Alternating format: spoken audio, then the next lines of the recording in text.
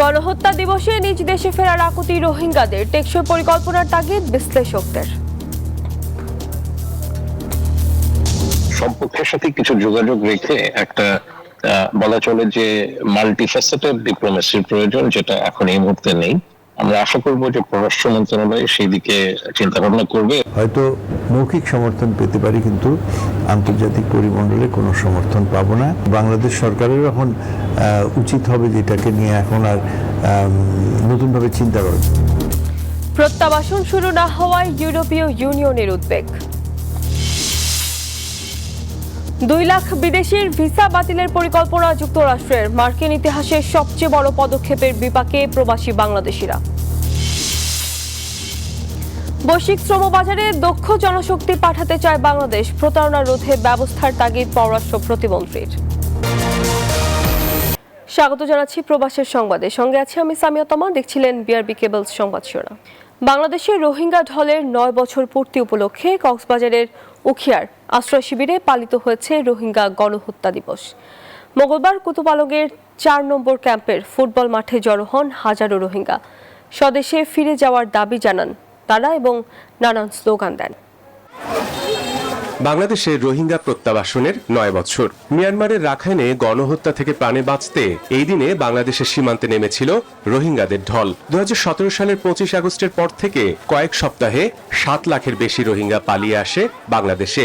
এরপর দীর্ঘ 9 বছরেও একজন রোহিঙ্গাকেও মিয়ানমারে ফেরত পাঠানো সম্ভব হয়নি। উল্টো গত 1.5 বছরে নতুন করে 1,54,000-এর বেশি রোহিঙ্গা এই স্রোতে যুক্ত হয়েছেন। বর্তমানে বাংলাদেশে আশ্রিত রোহিঙ্গার সংখ্যা 14 লাখের বেশি। স্থানীয় জনপ্রতিনিধি ও রোহিঙ্গা নেতারা বলছেন, দীর্ঘস্থায়ী অনিশ্চয়তা, কর্মহীনতা এবং অন্তহীন হতাশার সুযোগ নিয়ে উখিয়া ও টেকনাফের পাহাড় ঘেরা জনবহুল ক্যাম্পগুলো কেবল বাস্তুচ্যুত মানুষের আশ্রয়ের ঠিকানা নয়, এগুলো এখন পরিণত হয়েছে ভয়াবহ অপরাধের রাজ্যে। 9 বছর পূর্তি উপলক্ষে উখিয়ার কুতুপালংয়ের 4 নম্বর ক্যাম্পে ফুটবল মাঠে জড়ো হতে থাকেন রোহিঙ্গারা। আশপাশের বিভিন্ন ক্যাম্প থেকে মিছিল নিয়ে সমাবেশ স্থলে আসেন তারা। হাতে ছিল পোস্টার, প্ল্যাকার্ড, স্লোগানে মুখর হয়ে ওঠে পুরো এলাকা। সমাবেশে আসা রোহিঙ্গারা ক্ষোভ প্রকাশ করে বলেন, নিজ দেশে ফিরতে চান তারা। নিরাপদ ও মর্যাদাপূর্ণ প্রত্যাবাসনের দাবি তাদের। আমরা অনেক মিস করতেছি আমাদের দেশকে, আমাদের মানে এলাকাকে, আর আমাদের দরবারিকে। আমরা চাই আমাদের দেশে আমরা ফিরে যেতে। এই বাংলাদেশ সরকার যদি আমাদেরকে মায়ানমারে রিটার্ন করতে চায়, আমাদেরকে ইউএন ফোর্স দিতে হবে, আমাদের রাইট আমাদেরকে দিতে হবে। আমাদের রাইট যেটা আছে ওটা যদি আমাদেরকে দেয়, আমরা এজিলি ওইখানে চলে যেতে চাই। বছরের পর বছর বাংলাদেশে আশ্রিত থাকা নয়, বরং স্বদেশে নিরাপদ প্রত্যাবাসনই তাদের মূল লক্ষ্য বলে জানান রোহিঙ্গা নেতারাও। এদিকে প্রত্যাবাসনে রোহিঙ্গা সংকটের স্থায়ী সমাধান দেখছেন ত্রাণ, শরণার্থী ও প্রত্যাবাসন কমিশনার। পুরোপুরি বাংলাদেশের হাতে নয়, সেটি নির্ভর করছে মিয়ানমারের উপর এবং মিয়ানমারের অভ্যন্তরীণ শান্তি শৃঙ্খলার উপর এবং আন্তর্জাতিক সম্প্রদায়ের আপনার চাপের উপর। তো সেটি অবশ্যই বাংলাদেশ সব পক্ষগুলোকে সাথে নিয়ে কাজ করছে। 2017 সালের 25 আগস্ট মিয়ানমারের সহিংসতার মুখে বাংলাদেশে ব্যাপক হারে রোহিঙ্গাদের আগমন শুরু হয়। Desk report, news 24। 9 বছরে মিয়ানমারে ফেরত পাঠানো যায়নি একজন রোহিঙ্গাকেও, বরং গত 2 বছরে অনুপ্রবেশ করেছে আরও 1.5 লাখেরও বেশি। বিশ্লেষকরা বলছেন, এই সংকট সমাধান করা সহজ হবে না। তাদের মতে রোহিঙ্গা প্রত্যাবাসনে প্রয়োজন সুদূর প্রসারী এবং টেকসই পরিকল্পনা। শাহলি জয়ের রিপোর্ট। গণহত্যা থেকে প্রাণে বাঁচতে 2017-র 25 আগস্ট থেকে বাংলাদেশের সীমানায় আছড়ে পড়ে রোহিঙ্গাদের ঢল। মিয়ানমারের রাখাইন রাজ্য থেকে কক্সবাজারের টেকনাফ আর উখিয়ায় আশ্রয় নেয় 7.5 লাখের বেশি রোহিঙ্গা। দীর্ঘ এই সময়ে নানা রকমের আশ্বাস, উদ্যোগ আর পরিকল্পনার কথা শোনা গেলেও বাস্তবতা হলো অনুপ্রবেশ হওয়া একজন রোহিঙ্গাও ফিরে যেতে পারেনি নিজ দেশে। সাম্যর বছর ঈদের সময় যেন অনার বাড়ির মধ্যে তাই শুরুতে বাস্তুহারা এই জনগোষ্ঠীর সহায়তায় নানা আন্তর্জাতিক ও বৈশ্বিক সংস্থার উদ্যোগ দেখা গেলেও সময় যতই গড়িয়েছে সহায়তার পরিমাণ কমে এসেছে, চাপ বেড়েছে বাংলাদেশের ওপর। প্রশ্ন উঠেছে, রোহিঙ্গা প্রত্যাবাসনে সফলতা নেই কেন? এই মুহূর্তে বাংলাদেশের তুলনায় মায়ানমার আন্তর্জাতিক পরিমণ্ডলে অনেক বেশি ইম্পর্টেন্ট। ভারত, মার্কিন যুক্তরাষ্ট্র, রাশিয়া, চায়না কারোর কাছ থেকেই হয়তো মৌখিক সমর্থন পেতে পারি, কিন্তু আন্তর্জাতিক পরিমণ্ডলে কোনো সমর্থন পাবো না। বাংলাদেশ সরকারের এখন উচিত হবে যেটাকে নিয়ে এখন আর নতুনভাবে চিন্তা করা। সব পক্ষের সাথে কিছু যোগাযোগ রেখে একটা বলা চলে যে মাল্টিফ্যাসেটেড ডিপ্লোমেসির প্রয়োজন, যেটা এখন এই মুহূর্তে নেই। আমরা আশা করব যে পররাষ্ট্র মন্ত্রণালয় সেই দিকে চিন্তা ভাবনা করবে। আশ্রিত রোহিঙ্গাদের সামনে অনিশ্চিত জীবন, অন্তহীন হতাশার সুযোগে জনবহুল ক্যাম্পগুলো হয়ে উঠেছে অপরাধের অভয়ারণ্য। গত 9 বছরে 300-র মতো হত্যাকাণ্ড ঘটেছে আশ্রয় শিবিরগুলোতে। আধিপত্য বিস্তার, টার্গেট কিলিং, অপহরণ, মাদক চোরাচালানের মতো ঘটনায় জড়িত আছে ক্যাম্পগুলোর 10টি সশস্ত্র গোষ্ঠী, যা চিন্তায় ফেলেছে স্থানীয় প্রশাসন এবং উন্নয়ন সহযোগীদের। এই যে অস্ত্রের আনাগোনা আমাদের সীমান্ত দিয়ে, এবং এটির কোন সময় শোনা যায় যে প্রশিক্ষণও থাকতে পারে আমাদের গহীন জঙ্গলে, কক্সবাজার এলাকায়। যতদিন পর্যন্ত এখানে দারিদ্র থাকবে, ভবিষ্যৎ সম্বন্ধে যখন তাদের এই অনিশ্চয়তা থাকবে, সেখানে বিভিন্ন সন্ত্রাসী গোষ্ঠী হতে পারে এবং তাদের অনেকের মধ্যে এখন এটা জেনুইনলি একটা দাবি থাকতে পারে যে আমরা মায়ানমার সরকারের বিরুদ্ধে বা আরাকান আর্মির বিরুদ্ধে রুখে দাঁড়াবো। বর্তমানে উখিয়া এবং টেকনাফের 33টি আশ্রয় শিবিরে নিবন্ধিত ও অনিবন্ধিত মিলিয়ে মোট রোহিঙ্গার সংখ্যা 14 লাখেরও বেশি। শাহ আলী জয়, নিউজ 24, ঢাকা। রোহিঙ্গা প্রত্যাবাসন এখনো শুরু না হওয়ায় গভীর উদ্বেগ প্রকাশ করেছেন ঢাকায় নিযুক্ত ইউরোপীয় ইউনিয়নের রাষ্ট্রদূত মাইকেল মিলার। মঙ্গলবার সকালে ঢাকা বিশ্ববিদ্যালয়ে এক অনুষ্ঠানে এই উদ্বেগের কথা জানান তিনি। আয়োজনে বাংলাদেশের সঙ্গে ভবিষ্যৎ সম্পর্কের নানান দিক তুলে ধরেন মাইকেল মিলার। জানান, রোহিঙ্গাদের পাশাপাশি কক্সবাজারের স্থানীয় জনগোষ্ঠীর স্বার্থ বিবেচনায় রাখছে ইইউ। নির্বাচনের পর বাংলাদেশের সম্ভাবনার নতুন দুয়ার খুলেছে বলেও মন্তব্য করেন তিনি। বাংলাদেশের সঙ্গে আমাদের অংশীদারিত্ব দীর্ঘমেয়াদী পারস্পরিক স্বার্থের ভিত্তিতে হওয়া উচিত, স্বল্পমেয়াদী সুবিধার ভিত্তিতে নয়। আমরা বিশ্বাস, ন্যায্যতা এবং সমৃদ্ধির উপর ভিত্তি করে বাংলাদেশের সঙ্গে সম্পর্ক গড়ে তুলতে চাই। আমরা রোহিঙ্গা শরণার্থীদের মিয়ানমারে স্বেচ্ছায় নিরাপদ প্রত্যাবাসনকে সমর্থন করি। বাংলাদেশ যে বোঝা বহন করছে আমরা তা স্বীকার করি এবং আন্তর্জাতিকভাবে এই দায়িত্ব ভাগ করে নেওয়ার প্রয়োজনীয়তা মনে করি। রোহিঙ্গাদের প্রত্যাবাসনই এই সংকটে স্থায়ী সমাধান। ব্যবসা ও পর্যটন ভিসা নিয়ে যুক্তরাষ্ট্রে গিয়ে আশ্রয়ের আবেদন করা প্রায় 2 লাখ বিদেশি বাংলাদেশির ভিসা বাতিলের পরিকল্পনা করেছে মার্কিন পররাষ্ট্র দপ্তর। বাস্তবায়ন হলে এটি হবে দেশটির ইতিহাসে একসঙ্গে সবচেয়ে বড় ভিসা বাতিলের ঘটনা, যার কষাঘাতে পড়তে চলেছে বহু প্রবাসী বাংলাদেশি। দ্বিতীয় মেয়াদে মসনদে বসেই ভিসা নীতিতে কঠোর অবস্থানে ট্রাম্প প্রশাসন। অভিবাসী ঠেকাতে বিশেষ বাহিনী মোতায়েন সহ নিয়েছে একাধিক বিতর্কিত পদক্ষেপ।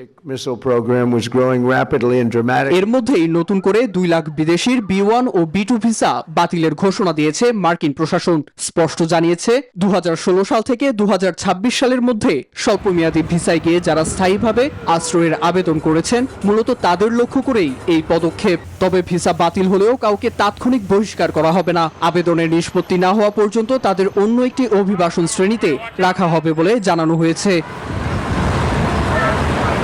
এছাড়া অ্যাসোসিয়েটেড প্রেস এপিতে এসেছে, পরিকল্পনা বাস্তবায়নে যৌথভাবে কাজ করছে মার্কিন পররাষ্ট্র দপ্তর ও হোমল্যান্ড সিকিউরিটি বিভাগ। এতে বাংলাদেশ সহ বহু দেশ থেকে আসা অভিবাসীরা বিপাকে পড়বেন বলে আশঙ্কা করা হচ্ছে। গেল 18 মাসে অপরাধে অভিযুক্ত বা দণ্ডিত ও মার্কিন নীতির প্রকাশ্য সমালোচনাকারী সহ প্রায় 1,75,000 মানুষের ভিসা বাতিল করেছে মার্কিন প্রশাসন। নীরব দাস, নিউজ 24। বৈশ্বিক শ্রমবাজারের চাহিদার সঙ্গে দক্ষ জনশক্তি তৈরি, বৈদেশিক শ্রমবাজার বহুমুখীকরণ এবং নিয়মিত অভিবাসন, মানব পাচার এবং প্রতারণা প্রতিরোধে প্রতিশ্রুতিবদ্ধ বাংলাদেশ সরকার। পররাষ্ট্র মন্ত্রণালয়ে আয়োজিত এক মতবিনিময় সভায় এমনটা জানান পররাষ্ট্র প্রতিমন্ত্রী শামা ওবায়দ ইসলাম। এ সময় অভিবাসন প্রবণ 14 জেলার জেলা প্রশাসক সহ সংশ্লিষ্ট অংশীজনের সমন্বয়ে মাঠ পর্যায়ের বাস্তবতা এবং শ্রমবাজারের চাহিদা বিবেচনায় নিয়ে নীতি প্রণয়ন এবং টিটিসির প্রশিক্ষণ আধুনিকায়নে জোর দেন তিনি। এতে অংশ নেন প্রবাসী কল্যাণ ও বৈদেশিক কর্মসংস্থান প্রতিমন্ত্রী মোহাম্মদ নুরুল হক এবং প্রধানমন্ত্রীর উপদেষ্টা মাহাদি আমিন।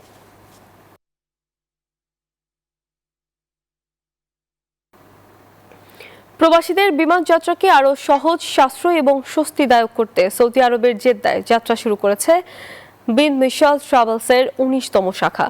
বিমানের টিকিটের পাশাপাশি ওমরা, হজ, ভিজিট ভিসা এবং ট্রাভেল কনসালটেন্সি সহ বিভিন্ন সেবা দেওয়ার উদ্যোগও নেওয়া হয়েছে। উদ্যোক্তাদের প্রত্যাশা, এক ছাতার নিচে প্রয়োজনীয় সেবা পেতে কর্মব্যস্ত প্রবাসীদের সময়, অর্থ এবং ভোগান্তি কমবে। শাখাটির উদ্বোধনে অংশ নেন বিমান বাংলাদেশ এয়ারলাইন্সের জেদ্দা স্টেশন ম্যানেজার সহ প্রবাসী কমিউনিটির নেতৃবৃন্দ।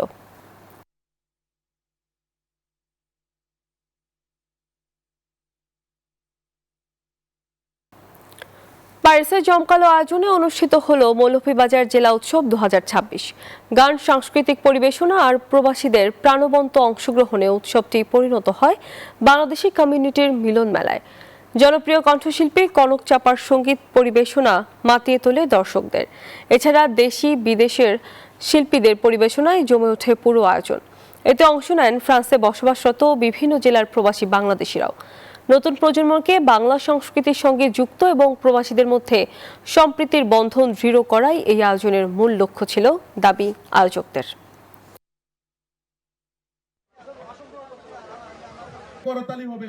ধর্মের নামে বিভেদ, বৈষম্য না করে ইসলামের শান্তির বার্তা সমাজে ছড়িয়ে দেওয়ার আহ্বান জানিয়েছেন রাষ্ট্রপতি মির্জা ফখরুল ইসলাম আলমগীর। বলেন, বিভেদ, প্রতিহিংসা এবং প্রতিশোধ মুক্ত সমাজ গড়তে হযরত মুহাম্মদ সাল্লাল্লাহু আলাইহি ওয়াসাল্লামের জীবনী অনুকরণীয়। সরকার ধর্মীয় নেতাদের মর্যাদা বৃদ্ধি এবং তাদের কল্যাণ নিশ্চিত করতে প্রতিশ্রুতিবদ্ধ বলেও জানান রাষ্ট্রপতি। রাষ্ট্রপতি হিসেবে প্রথম সিরাতুন নবী সাল্লাল্লাহু আলাইহি সাল্লাম অনুষ্ঠানমালার উদ্বোধন করলেন মির্জা ফখরুল ইসলাম আলমগীর। জাতীয় মসজিদ বাইতুল মুকাররমে 15 দিনব্যাপী এই আয়োজনের উদ্বোধনী অনুষ্ঠানে উপস্থিত ছিলেন ধর্মমন্ত্রী, প্রতিমন্ত্রী, ইসলামিক ফাউন্ডেশনের মহাপরিচালক, ধর্ম মন্ত্রণালয় ও ইসলামিক ফাউন্ডেশনের কর্মকর্তা সহ ধর্মপ্রাণ মুসল্লিরা। সর্বশেষ নবী এ সময় মহানবী হযরত মুহাম্মদ সাল্লাল্লাহু আলাইহি সাল্লাম এর জীবনী ও আদর্শ অনুসরণের মাধ্যমে শান্তি ও সম্প্রীতির সমাজ গড়ার আহ্বান জানান রাষ্ট্রপতি। মহানবী সাল্লাল্লাহু আলাইহি সাল্লামের অন্যান্য ধর্মাবলম্বীদের সমন্বয়ে যে সমাজ ব্যবস্থা পারস্পরিক অধিকার ও সম্পূর্ণ শান্তিপূর্ণ অবস্থানে দৃষ্টান্ত স্থাপন করেছেন, আমাদের জাতীয় জীবনেও শান্তি ও সম্প্রীতি প্রতিষ্ঠায় তা অনুসরণীয়।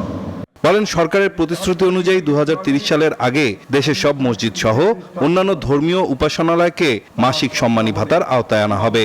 আমি আশা করি 2030 সালের আগে প্রতিশ্রুতি অনুসারে দেশের সকল মসজিদ সহ অন্যান্য ধর্মীয় উপাসনালয় মাসিক সম্মানী ভাতার আওতায় আসবে। রাষ্ট্রপতি বলেন, মহানবী হযরত মুহাম্মদ সাল্লাল্লাহু আলাইহি সাল্লামের জীবন মানবজাতির জন্য শান্তি, ন্যায়, সহনশীলতা ও সম্প্রীতির অনন্য শিক্ষা।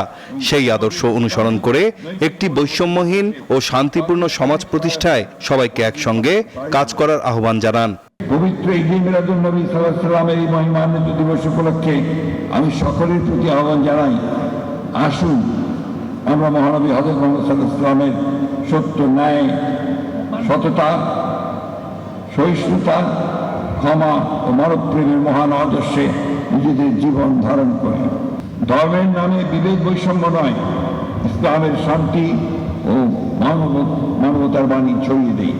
ধর্ম মন্ত্রণালয় ও ইসলামিক ফাউন্ডেশনের যৌথ পরিচালনায় 15 দিনব্যাপী সিরাতুন নবী সাল্লাল্লাহু আলাইহি সাল্লাম অনুষ্ঠানে বাইতুল মুকাররমে প্রতিদিন বাদ মাগরিব থেকে রাত 10টা পর্যন্ত থাকছে ওয়াজ, নসিহত, মাহফিল, সেমিনার সহ নানা আয়োজন। তরুণদের জন্য থাকছে ইসলামী সাংস্কৃতিক প্রতিযোগিতা, ক্যালিগ্রাফি প্রদর্শনী ও মাসব্যাপী বইমেলা। এই অনুষ্ঠানে সবার নাইন আল চিকো, নিউজ 24, ঢাকা। মহানবী হযরত মুহাম্মদ সাল্লাল্লাহু আলাইহি ওয়াসাল্লামের জীবন এবং আদর্শ অনুসরণ করে শান্তিপূর্ণ, ন্যায়ভিত্তিক ও কল্যাণমুখী সমাজ গড়ে তোলার আহ্বান জানিয়েছেন প্রধানমন্ত্রী তারেক রহমান। পবিত্র ঈদে মিলাদুন্নবী উপলক্ষে দেয়া বাণীতে এই আহ্বান জানান তিনি। সরকার প্রধান বলেন, মহানবীর শুভ আগমন মানব সভ্যতার ইতিহাসে এক অনন্য ও মহিমান্বিত ঘটনা। তার আবির্ভাব মানুষের জন্য সত্য ও আলোর এক নতুন দিগন্ত উন্মোচন করেছিল। তার আদর্শ অনুসরণ করে ব্যক্তি, পরিবার, সমাজ ও রাষ্ট্রীয় জীবনে ন্যায় ও মানবিক মূল্যবোধ প্রতিষ্ঠার আহ্বান জানিয়েছেন প্রধানমন্ত্রী। সাবেক রাষ্ট্রপতি ও জাতীয় পার্টির প্রতিষ্ঠাতা চেয়ারম্যান প্রয়াত হোসেন মোহাম্মদ এরশাদের দ্বিতীয় স্ত্রী বিদিশা এরশাদকে গ্রেপ্তার করেছে পুলিশ। মঙ্গলবার রাত 8:30টার দিকে রাজধানীর গুলশান থেকে তাকে গ্রেপ্তার করা হয়। সকালে তোলা হবে আদালতে। বিষয়টি নিশ্চিত করে গুলশান থানার ওসি দাউদ হোসেন জানান, বিদিশা এরশাদের বিরুদ্ধে প্রতারণার মামলা রয়েছে।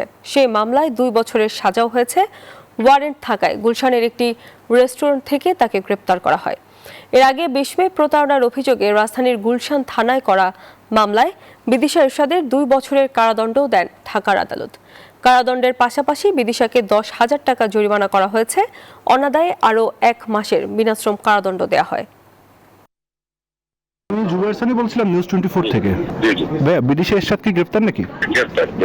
এটা কোন মামলা বা কি কারণে গ্রেফতার করছেন? ওয়ারেন্ট বলে গ্রেফতার, এটা সাজা ওয়ারেন্ট ছিল। কোর্টে কবে পাঠাবেন? সকালে।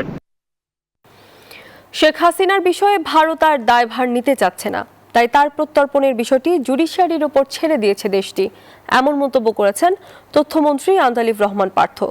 বলেন, শুধু শেখ হাসিনাই নয়, বরং পলাতক সবাইকে ফেরত চায় ঢাকা। তথ্যমন্ত্রী বলেন, এই সরকার গণমাধ্যম নিয়ন্ত্রণ করবে না। 24-এর 5 আগস্ট ছাত্র জনতার অভ্যুত্থানে দেশ ছেড়ে যান ক্ষমতাচ্যুত প্রধানমন্ত্রী শেখ হাসিনা। তার বিরুদ্ধে মানবতা বিরোধী অপরাধের মামলায় ফাঁসির রায় হয় 2025-এর নভেম্বরে। এরপর থেকেই অন্তর্বর্তী সরকার তাকে ফিরিয়ে আনতে ভারতের সাথে আলোচনা শুরু করে। সরকার গঠনের পর বিএনপিও অব্যাহত রাখে সেই আলোচনা। তবে জুলাই অভ্যুত্থানের 2 বছর পূর্তিতে ডিসেম্বরে শেখ হাসিনার দেশে ফেরা ইস্যুতে শুরু হয় নানা আলোচনা সমালোচনা। সরকারের পক্ষ থেকে জানানো হয়, দেশে ফিরলে আইনের মুখোমুখি হতে হবে শেখ হাসিনাকে। সম্প্রতি ভারতের গণমাধ্যমে প্রকাশিত খবরে জানা যায়, ভারত সরকার শেখ হাসিনার প্রত্যর্পণের বিষয়টি সেদেশের আদালতের উপর ছেড়ে দিয়েছেন। সচিবালয়ের তথ্য মন্ত্রণালয়ের সাপ্তাহিক ব্রিফিংয়ে উপস্থিত থেকে নতুন তথ্যমন্ত্রী এ বিষয়ে সাংবাদিকদের প্রশ্নের জবাব দেন। বলেন, 5 আগস্ট শেখ হাসিনাকে ভারত সরকার আশ্রয় দিলেও এখন আর তার দায়িত্ব নিতে চাচ্ছে না। আমাদের সরকারের তরফ থেকে যেটা আমরা জানতে পেরেছি যে কন্ডিশনগুলি দেওয়া হচ্ছে, এবং আমি আমার জানা মতে ফর্মালি না, ইন্ডিয়ান এক্সপ্রেস পত্রিকা আমরা দেখেছিলাম যে ব্যাপারটা নাকি এখন ওনারা আদালতের মাধ্যমে নাকি করবেন। তো সেই ক্ষেত্রে আমার কাছে তো অনেকখানি মনে হয় যে উনি গিয়েছিলেন একভাবে, বা ওই সরকার হয়তো পলিটিক্যালি এখন ওই দায়ভার নিতে চাচ্ছেন না বলে এটা জুডিশিয়ারির উপরে দিয়ে দিচ্ছেন। তো আমার মনে হয় যে ওনার জন্য এই সংবাদটা খুব একটা সুখকর হবে না। তথ্যমন্ত্রী বলেন, শেখ হাসিনাকে ফিরিয়ে আইনের আওতায় নিয়ে আসার চেষ্টা করছে সরকার। শেখ হাসিনার সাথে আরো যারা পলাতক রয়েছেন সবাইকে দিল্লির কাছে ফেরত চায় ঢাকা। আমাদের তো দাবি একই, সেটা হলো যে শুধুমাত্র উনি কেন, প্রত্যেককে আমরা ফেরত চাই। যাদের নামে মামলা, যাদের নামে সবকিছু বাংলাদেশের জায়গা থেকে আমরা চাই, যাতে করে এই জুলাই আন্দোলন থেকে আরম্ভ করে এর আগেও যে ঘটনাগুলি সেগুলির সঠিক বিচার হবে। তো সেইভাবেই আমার ধারণা এখন চলছে। এদিকে আরেক প্রশ্নের জবাবে তথ্যমন্ত্রী বলেন, এই সরকার গণমাধ্যমকে নিয়ন্ত্রণ করতে চায় না, যা গেল 6 মাসে প্রমাণ হয়েছে। আপনাদের আমাদেরকে সহযোগিতা করতে হবে। সানাজি ইয়াসমিন, নিউজ 24, ঢাকা। বিরোধী দলীয় নেতা ডাক্তার শফিকুর রহমানকে প্রধানমন্ত্রী করে সরকারের মন্ত্রিসভার আদলে ছায়া মন্ত্রিসভা চূড়ান্ত করেছে জামায়াতে ইসলামী। মিয়া গোলাম পরোয়ারকে এলজিআরডি, ডাক্তার আব্দুল্লাহ মোহাম্মদ তাহেরকে পররাষ্ট্র এবং ব্যারিস্টার শিশির মনিরকে দেওয়া হয়েছে আইন মন্ত্রণালয়ের দায়িত্ব। শিগগিরই পূর্ণাঙ্গ তালিকা প্রকাশ করা হবে বলে জানিয়েছে দলটি। এছাড়াও গণভোটের রায় বাস্তবায়ন সহ 6 দাবিতে 5 সেপ্টেম্বর থেকে বিভাগীয় লং মার্চ শুরু করবে 11 দলীয় ঐক্য। নির্বাচনের পরপরই বিরোধী দল ঘোষণা দিয়েছিল ছায়া মন্ত্রিসভার, যা অনেকটা চূড়ান্ত এখন।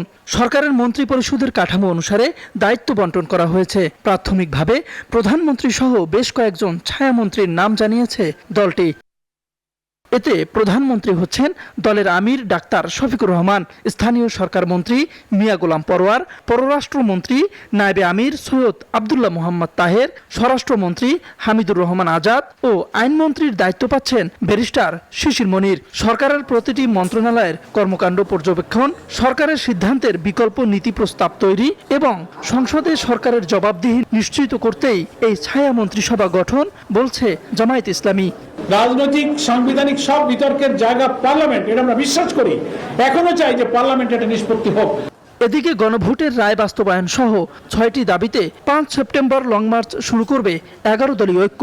জামায়াত কার্যালয়ে সংবাদ সম্মেলনে মিয়া গোলাম পরোয়ার জানান, 5 সেপ্টেম্বর ঢাকা থেকে চট্টগ্রাম লালদিঘি মাঠ পর্যন্ত লং মার্চ হবে।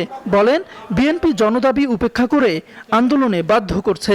5ই সেপ্টেম্বর শনিবার সকাল 7টায় আমরা ঐতিহাসিক বহু আন্দোলনের স্মৃতি বিজড়িত শাপলা চত্বরে সমবেত হয়ে সেখান থেকে চট্টগ্রামের আরেক সকল আন্দোলনের সূতিকাগার লালদিঘির ঐতিহাসিক ময়দানে আমরা গন্তব্যে পৌঁছানোর উদ্দেশ্যে যাত্রা আমরা শুরু করব শাপলা চত্বর থেকে।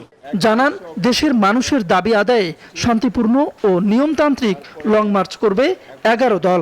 যাবে by train Sylhet. Tawhidul Islam, news 24, Dhaka.